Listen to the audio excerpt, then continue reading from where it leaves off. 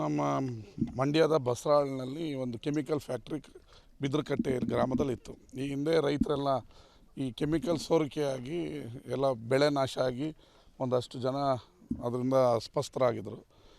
ನಾನು ಶಾಸಕನಾದ ಹೊಸದರಲ್ಲೇ ಇಲ್ಲಿ ರೈತರುಗಳ ಹೋರಾಟ ಆರಂಭಿಸಿದರು. ಇಲ್ಲಿ ನಮ್ಮ ಹೇಮಾವತಿ ಚಾನಲಲ್ಲೂ ತೊಂದರೆ ಆಗ್ತಾಯಿದೆ. ನಾನೇ ಖುದ್ದು ಬಂದು ರೈತರಿಗೆ ಬೆಂಬಲ ಕೊಟ್ಟು ಇದನ್ನು ಅವತ್ತು ಮುಚ್ಚಿಸಿದ್ಮೇಲೆ ಅವರು ಕೂಡ ಕೋರ್ಟ್ಗೆ ಹೋಗಿದ್ರು ವಾಪಸ್ ತೆಗಿಬೇಕು ಅಂತೇಳಿ.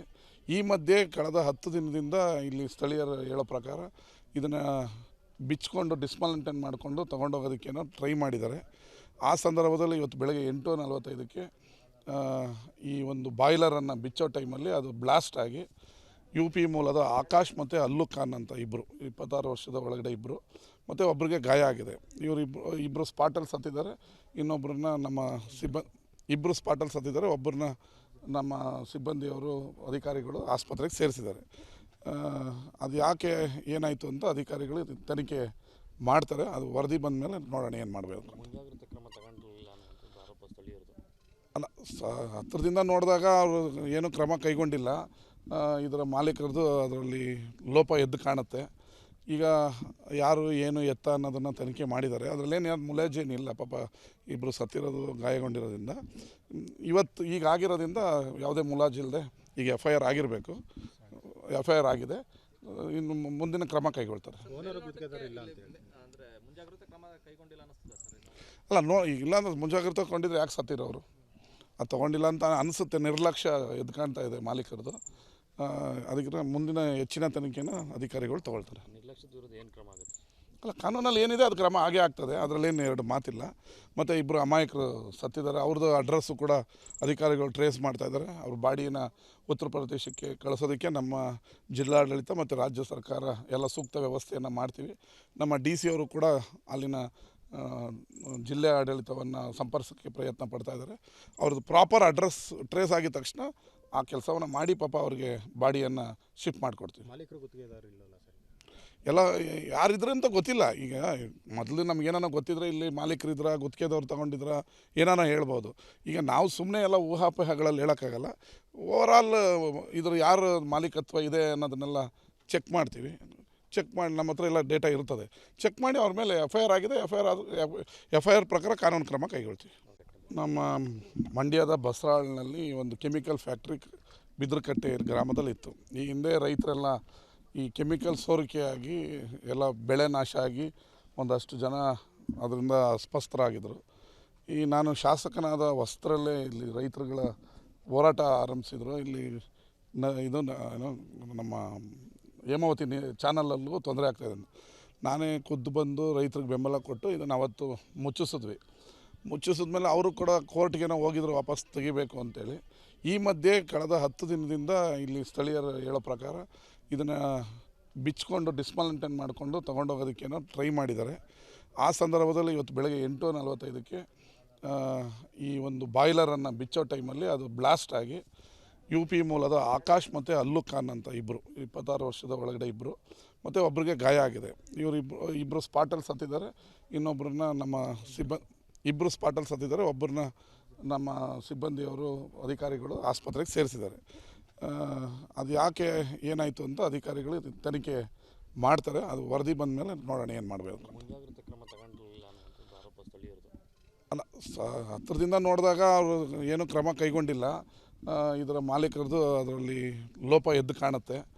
ಈಗ ಯಾರು ಏನು ಎತ್ತ ಅನ್ನೋದನ್ನು ತನಿಖೆ ಮಾಡಿದ್ದಾರೆ. ಅದರಲ್ಲೇನು ಯಾರು ಮುಲಾಜೇನಿಲ್ಲ. ಪಾಪ ಇಬ್ಬರು ಸತ್ತಿರೋದು ಗಾಯಗೊಂಡಿರೋದ್ರಿಂದ ಇವತ್ತು ಈಗ ಆಗಿರೋದ್ರಿಂದ ಯಾವುದೇ ಮುಲಾಜಿಲ್ಲದೆ ಈಗ FIR ಆಗಿರಬೇಕು. FIR ಆಗಿದೆ. ಇನ್ನು ಮುಂದಿನ ಕ್ರಮ ಕೈಗೊಳ್ತಾರೆ. ಅಲ್ಲ, ಇಲ್ಲ ಅಂದ್ರೆ ಮುಂಜಾಗ್ರತೆ ತಗೊಂಡಿದ್ರೆ ಯಾಕೆ ಸತ್ತಿರೋರು? ಅದು ತೊಗೊಂಡಿಲ್ಲ ಅಂತ ಅನಿಸುತ್ತೆ. ನಿರ್ಲಕ್ಷ್ಯ ಎದ್ದು ಕಾಣ್ತಾ ಇದೆ ಮಾಲೀಕರದು. ಅದಕ್ಕೆ ಮುಂದಿನ ಹೆಚ್ಚಿನ ತನಿಖೆನ ಅಧಿಕಾರಿಗಳು ತೊಗೊಳ್ತಾರೆ. ಅಲ್ಲ, ಕಾನೂನಲ್ಲಿ ಏನಿದೆ ಅದು ಕ್ರಮ ಆಗೇ ಆಗ್ತದೆ. ಅದರಲ್ಲೇನು ಎರಡು ಮಾತಿಲ್ಲ. ಮತ್ತು ಇಬ್ಬರು ಅಮಾಯಕರು ಸತ್ತಿದ್ದಾರೆ. ಅವ್ರದ್ದು ಅಡ್ರೆಸ್ಸು ಕೂಡ ಅಧಿಕಾರಿಗಳು ಟ್ರೇಸ್ ಮಾಡ್ತಾಯಿದ್ದಾರೆ. ಅವ್ರ ಬಾಡಿಯನ್ನು ಉತ್ತರ ಪ್ರದೇಶಕ್ಕೆ ಕಳಿಸೋದಕ್ಕೆ ನಮ್ಮ ಜಿಲ್ಲಾಡಳಿತ ಮತ್ತು ರಾಜ್ಯ ಸರ್ಕಾರ ಎಲ್ಲ ಸೂಕ್ತ ವ್ಯವಸ್ಥೆಯನ್ನು ಮಾಡ್ತೀವಿ. ನಮ್ಮ DC ಅವರು ಕೂಡ ಅಲ್ಲಿನ ಜಿಲ್ಲೆ ಆಡಳಿತವನ್ನು ಸಂಪರ್ಸೋಕ್ಕೆ ಪ್ರಯತ್ನ ಪಡ್ತಾಯಿದ್ದಾರೆ. ಅವ್ರದ್ದು ಪ್ರಾಪರ್ ಅಡ್ರೆಸ್ ಟ್ರೇಸ್ ಆಗಿದ ತಕ್ಷಣ ಆ ಕೆಲಸವನ್ನು ಮಾಡಿ ಪಾಪ ಅವ್ರಿಗೆ ಬಾಡಿಯನ್ನು ಶಿಫ್ಟ್ ಮಾಡಿಕೊಡ್ತೀವಿ. ಮಾಲೀಕರು ಗುತ್ತಿಗೆದಾರರು ಇಲ್ಲಲ್ಲ ಸರ್? ಎಲ್ಲ ಯಾರಿದ್ರೆ ಅಂತ ಗೊತ್ತಿಲ್ಲ. ಈಗ ಮೊದಲು ನಮಗೇನೋ ಗೊತ್ತಿದ್ರೆ ಇಲ್ಲಿ ಮಾಲೀಕರಿದ್ರ ಗುತ್ತಿಗೆದವ್ರು ತೊಗೊಂಡಿದ್ರ ಏನಾನ ಹೇಳ್ಬೋದು. ಈಗ ನಾವು ಸುಮ್ಮನೆ ಎಲ್ಲ ಊಹಾಪೋಹಗಳಲ್ಲಿ ಹೇಳೋಕ್ಕಾಗಲ್ಲ. ಓವರಾಲ್ ಇದ್ರ ಯಾರು ಮಾಲೀಕತ್ವ ಇದೆ ಅನ್ನೋದನ್ನೆಲ್ಲ ಚೆಕ್ ಮಾಡ್ತೀವಿ. ಚೆಕ್ ಮಾಡಿ ನಮ್ಮ ಹತ್ರ ಎಲ್ಲ ಡೇಟಾ ಇರ್ತದೆ. ಚೆಕ್ ಮಾಡಿ ಅವ್ರ ಮೇಲೆ FIR ಆಗಿದೆ. FIR ಪ್ರಕಾರ ಕಾನೂನು ಕ್ರಮ ಕೈಗೊಳ್ತೀವಿ. ನಮ್ಮ ಮಂಡ್ಯದ ಬಸರಾಳ್ನಲ್ಲಿ ಒಂದು ಕೆಮಿಕಲ್ ಫ್ಯಾಕ್ಟ್ರಿ ಬಿದ್ರಕಟ್ಟೆ ಗ್ರಾಮದಲ್ಲಿತ್ತು. ಈ ಹಿಂದೆ ರೈತರೆಲ್ಲ ಈ ಕೆಮಿಕಲ್ ಸೋರಿಕೆಯಾಗಿ ಎಲ್ಲ ಬೆಳೆ ನಾಶ ಆಗಿ ಒಂದಷ್ಟು ಜನ ಅದರಿಂದ ಅಸ್ವಸ್ಥರಾಗಿದ್ದರು. ನಾನು ಶಾಸಕನಾದ ಹೊಸದರಲ್ಲೇ ಇಲ್ಲಿ ರೈತರುಗಳ ಹೋರಾಟ ಆರಂಭಿಸಿದರು. ಇಲ್ಲಿ ಇದು ನಮ್ಮ ಹೇಮಾವತಿ ಚಾನಲಲ್ಲೂ ತೊಂದರೆ ಆಗ್ತಾಯಿದೆ. ನಾನೇ ಖುದ್ದು ಬಂದು ರೈತರಿಗೆ ಬೆಂಬಲ ಕೊಟ್ಟು ಇದನ್ನು ಅವತ್ತು ಮುಚ್ಚಿಸಿದ್ಮೇಲೆ ಅವರು ಕೂಡ ಕೋರ್ಟ್ಗೇನೋ ಹೋಗಿದ್ರು ವಾಪಸ್ ತೆಗಿಬೇಕು ಅಂತೇಳಿ. ಈ ಮಧ್ಯೆ ಕಳೆದ 10 ದಿನದಿಂದ ಇಲ್ಲಿ ಸ್ಥಳೀಯರು ಹೇಳೋ ಪ್ರಕಾರ ಇದನ್ನು ಬಿಚ್ಕೊಂಡು ಡಿಸ್ಮಲಿಂಟನ್ ಮಾಡಿಕೊಂಡು ತೊಗೊಂಡೋಗೋದಕ್ಕೇನೋ ಟ್ರೈ ಮಾಡಿದ್ದಾರೆ. ಆ ಸಂದರ್ಭದಲ್ಲಿ ಇವತ್ತು ಬೆಳಗ್ಗೆ 8:45ಕ್ಕೆ ಈ ಒಂದು ಬಾಯ್ಲರನ್ನು ಬಿಚ್ಚೋ ಟೈಮಲ್ಲಿ ಅದು ಬ್ಲಾಸ್ಟ್ ಆಗಿ UP ಮೂಲದ ಆಕಾಶ್ ಮತ್ತು ಅಲ್ಲು ಖಾನ್ ಅಂತ ಇಬ್ಬರು 26 ವರ್ಷದ ಒಳಗಡೆ ಇಬ್ಬರು ಮತ್ತು ಒಬ್ಬರಿಗೆ ಗಾಯ ಆಗಿದೆ. ಇಬ್ಬರು ಸ್ಪಾಟಲ್ಲಿ ಸತ್ತಿದ್ದಾರೆ. ಇನ್ನೊಬ್ಬರನ್ನ ನಮ್ಮ ಇಬ್ಬರು ಸ್ಪಾಟಲ್ಲಿ ಸತ್ತಿದ್ದಾರೆ. ಒಬ್ಬರನ್ನ ನಮ್ಮ ಸಿಬ್ಬಂದಿಯವರು ಅಧಿಕಾರಿಗಳು ಆಸ್ಪತ್ರೆಗೆ ಸೇರಿಸಿದ್ದಾರೆ. ಅದು ಯಾಕೆ ಏನಾಯಿತು ಅಂತ ಅಧಿಕಾರಿಗಳು ತನಿಖೆ ಮಾಡ್ತಾರೆ. ಅದು ವರದಿ ಬಂದ ಮೇಲೆ ನೋಡೋಣ ಏನು ಮಾಡಬೇಕು. ಅಲ್ಲ, ಹತ್ತಿರದಿಂದ ನೋಡಿದಾಗ ಅವರು ಏನೂ ಕ್ರಮ ಕೈಗೊಂಡಿಲ್ಲ.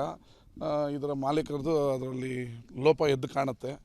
ಈಗ ಯಾರು ಏನು ಎತ್ತ ಅನ್ನೋದನ್ನು ತನಿಖೆ ಮಾಡಿದ್ದಾರೆ. ಅದರಲ್ಲೇನು ಯಾರು ಮುಲಾಜೇನಿಲ್ಲ. ಪಾಪ ಇಬ್ಬರು ಸತ್ತಿರೋದು ಗಾಯಗೊಂಡಿರೋದ್ರಿಂದ ಇವತ್ತು ಈಗ ಆಗಿರೋದ್ರಿಂದ ಯಾವುದೇ ಮುಲಾಜಿಲ್ಲದೆ ಈಗ FIR ಆಗಿರಬೇಕು. FIR ಆಗಿದೆ. ಇನ್ನು ಮುಂದಿನ ಕ್ರಮ ಕೈಗೊಳ್ತಾರೆ. ಅಲ್ಲ ಇಲ್ಲ ಅಂದ್ರೆ ಮುಂಜಾಗ್ರತೆ ತಗೊಂಡಿದ್ರೆ ಯಾಕೆ ಸತ್ತಿರೋರು? ಅದು ತೊಗೊಂಡಿಲ್ಲ ಅಂತ ಅನಿಸುತ್ತೆ. ನಿರ್ಲಕ್ಷ್ಯ ಎದ್ದು ಕಾಣ್ತಾ ಇದೆ ಮಾಲೀಕರದು. ಅದಕ್ಕೆ ಮುಂದಿನ ಹೆಚ್ಚಿನ ತನಿಖೆನ ಅಧಿಕಾರಿಗಳು ತೊಗೊಳ್ತಾರೆ. ನಿರ್ಲಕ್ಷ್ಯದ ವಿರುದ್ಧ ಏನು ಕ್ರಮ ಆಗುತ್ತೆ? ಅಲ್ಲ, ಕಾನೂನಲ್ಲಿ ಏನಿದೆ ಅದು ಕ್ರಮ ಆಗೇ ಆಗ್ತದೆ. ಅದರಲ್ಲೇನು ಎರಡು ಮಾತಿಲ್ಲ. ಮತ್ತು ಇಬ್ಬರು ಅಮಾಯಕರು ಸತ್ತಿದ್ದಾರೆ. ಅವ್ರದ್ದು ಅಡ್ರೆಸ್ಸು ಕೂಡ ಅಧಿಕಾರಿಗಳು ಟ್ರೇಸ್ ಮಾಡ್ತಾಯಿದ್ದಾರೆ. ಅವ್ರ ಬಾಡಿಯನ್ನು ಉತ್ತರ ಪ್ರದೇಶಕ್ಕೆ ಕಳಿಸೋದಕ್ಕೆ ನಮ್ಮ ಜಿಲ್ಲಾಡಳಿತ ಮತ್ತು ರಾಜ್ಯ ಸರ್ಕಾರ ಎಲ್ಲ ಸೂಕ್ತ ವ್ಯವಸ್ಥೆಯನ್ನು ಮಾಡ್ತೀವಿ. ನಮ್ಮ DC ಅವರು ಕೂಡ ಅಲ್ಲಿನ ಜಿಲ್ಲೆ ಆಡಳಿತವನ್ನು ಸಂಪರ್ಸೋಕ್ಕೆ ಪ್ರಯತ್ನ ಪಡ್ತಾಯಿದ್ದಾರೆ.